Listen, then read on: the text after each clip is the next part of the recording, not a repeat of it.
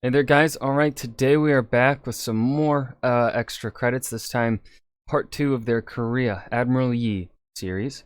Be Like a Mountain, extra history. Before we dive in, make sure you go and check out the links in the description box below. I would love it if you joined the Discord and followed me over at Twitch. Okay. Time to be like a mountain. I forget where we left off. Not gonna. I think he's at like a fortress or whatever, is holding it off against some people or some shit. I can't remember. Be honest. Oopsies. Let's dive in.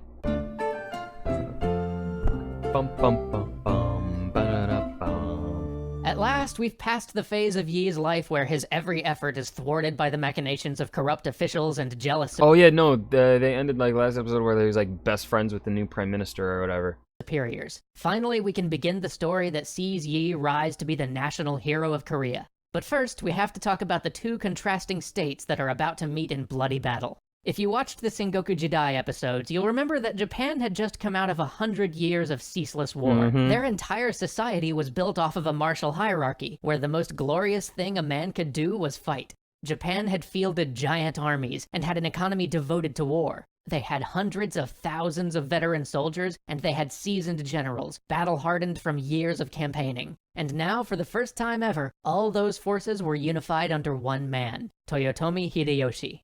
The Korean state had, by contrast, been mostly at peace for 200 years. The state itself was a Confucian bureaucracy, which should have meant that it was an enlightened meritocracy, but in truth, the Korean government was rotten to its core, full of factional infighting and led by a king who perhaps might have been a great leader in times of peace, but was utterly unsuited for a state of war.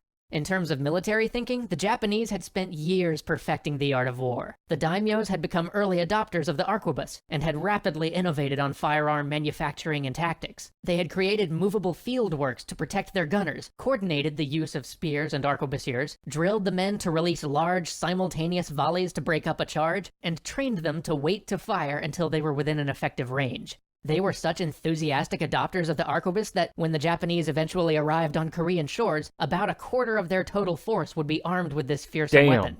The Japanese had also become masters of the siege after so many decades of having to topple the highly wrought, master-crafted Japanese castles of the Sengoku age. The Koreans, on the other hand, had largely ignored the introduction of personal firearms, and still relied mainly on the bow. But because the bow is a weapon that requires a great deal of training, and the Korean military was in a dissipated state, the actual number of effective troops they could field with this weapon was now very limited. The lists of who they could call to military service were all out of date, and so the initial mustering of forces would lag behind, and Korean defensive works were mostly just simple stone walls atop hills or mountains. But the Koreans did have two advantages. Since the war that had been burning through Japan for the last 100 years was a civil war, and thus mostly land-based, Japan hadn't built up its navy nearly as much as their other armed forces. Additionally, while Japan produced vastly superior handguns, the Koreans had developed better naval cannon. And this all makes sense when you think about what both of these forces were used to facing. Meme crunch. Japanese forces were used to fighting large, organized land armies, and so they'd focused on developing the weapons and techniques required to counter them, whereas Korea had mostly dealt with pirates and raiders, so they built cannon to help defend their coast, and they built simple hill forts so that when raiders showed up, the people could hide in the forts and simply wait for the raiders to go away. They didn't need complex structures, because the enemy Korea usually faced wasn't an enemy bent on I'm loving this look, or this explanation that Extra Credits is providing right now on this. They're explaining this nuance so well here on, like, yeah, of course Korea's gonna, have defenses like this. Their military is gonna look like this. What they've developed is gonna look like this because this is what they have historically dealt with. This is how they can deal with what they've dealt with in the past. Then, of course, what Japan has been experiencing for the last 100 years also makes sense. It's like, yeah, I don't know. It's something that often I feel like gets overlooked a bit when it comes to history.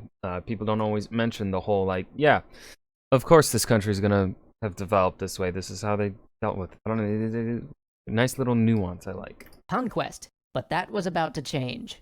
Between 1587 and 1592, emissaries raced back and forth between Japan and Korea. Hideyoshi wanted the Koreans to just let him march his armies through their lands in order to attack his intended target, China. But besides the fact that letting giant foreign armies march across your country is generally a bad idea, the Koreans also happened to be tributary allies of the Chinese with strong cultural and economic ties, so letting this army march through uncontested was out of the question. This whole thing seemed like madness to them. The idea that the Japanese would even ask for such a thing was unfathomable to many in court. At first, they assumed the request must be a bluff, maybe a negotiating tactic that would eventually end in the Japanese asking for trade concessions or tribute or something. But Ryu Song-yong saw further, to what was really about to go down. And so he got Yi a naval appointment in the southwestern part of Korea and helped to make sure that he rose rapidly through the ranks, becoming the naval commander for the province by 1591.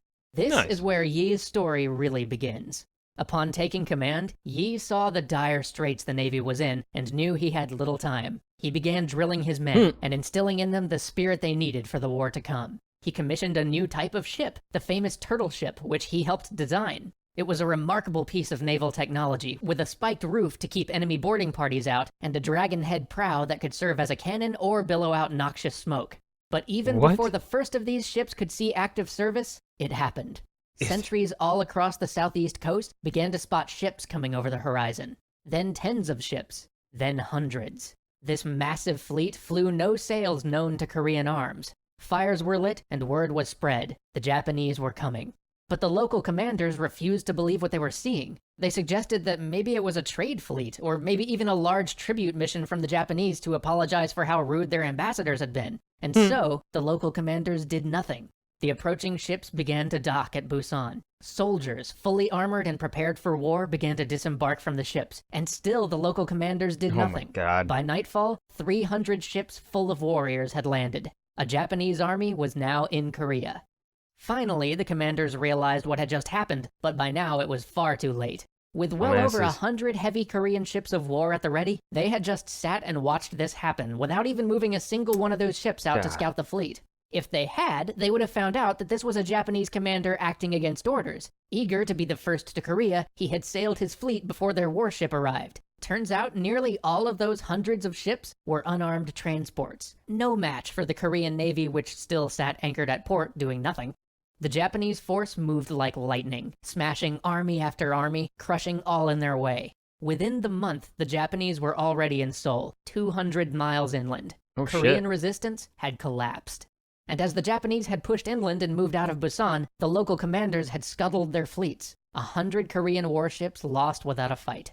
But Busan's local commanders had sent word to Yi, asking for his help. So Yi set out with all 24 ships under his command, writing to other local commanders and telling them to rendezvous with him at sea. He left under cover of darkness and sailed through the night so his movements wouldn't be observed. By the time the various fleets met, they'd scraped together 45 warships and a handful of commandeered fishing ships. But Yi, despite never having commanded a battle at sea before, had a plan. He would fall on the Japanese while they were in harbor during the chaos of a sack. He found 50 of their vessels tied up at Okpo and descended upon them. The Japanese were mostly away from their ships at the time, looting and slaughtering the population. The roar of cannon alerted them to their mistake. Yi and his fleet tore through the enemy ships, salvo after salvo ripping into the light wood of the Japanese vessels. The Japanese tried to mount a defense, but to no avail. Soon their men were throwing their weapons and armor overboard and trying to swim for the shore. By nightfall, 26 Japanese ships rested at the bottom of the harbor. Only one Korean sailor was injured.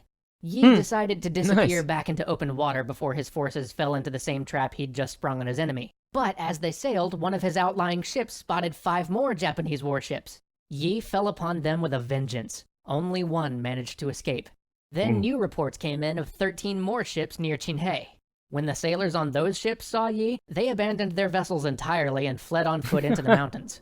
43 Japanese ships sunk, and Yi had not lost a single vessel. He was promoted to General Command of the Southern Navy for his actions, but the sight of Japanese slaughtering civilians would stick with him forever and harden his resolve to defend the people of Korea. Join us next time as everyone else in Korea keeps losing, and Admiral Yi keeps winning. Okay, that was Korea, Admiral Yi, Be Like a Mountain, Extra History number 2 by Extra Credits. It was a pretty good episode, I'd say. Still also better than the Sengoku Jidai parts.